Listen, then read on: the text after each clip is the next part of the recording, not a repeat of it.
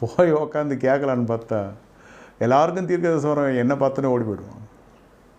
எல்லாருக்கும் தீர்க்கதரிசனம் என்னை பார்த்தா போயிடுவான். ஏன்னு தெரில. அப்போது அப்படி சபையில் எதுனா பேசினாலும் தீர்க்க தரிசனமாக வரும். கர்த்தரை ஊழியத்துக்கு அழைக்கிறார், கர்த்தரை ஊழியத்துக்கு அழைக்கிறார்.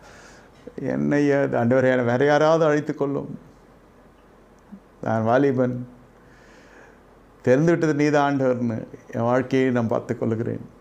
ஊழியத்துக்கும் நான் பெரிய காணிக்கை கொடுக்குறேன். Nothing doing. நீயே என்னை காணிக்கைன்னு கர்த்தரை கொண்டு வந்தார். ஆனால் இப்போ தெரியுது, ஆண்டவரே இப்போ நான் என்ன சொல்கிறேன், எத்தனையோ ஜனங்க இருக்க என்னை தெரிந்து கொண்டீரே ஐயா. நான் பேதையை போல் பேசினேன். ஆனால் அந்த உலகப்புறம் எஜமானர்களெலாம் பார்ப்பேன், ஊழியத்தில் கூட பார்ப்பேன், வேணாம் போன்னு சொல்லிவிடுவான் மனசை. வாழ்க்கையை கூட நான்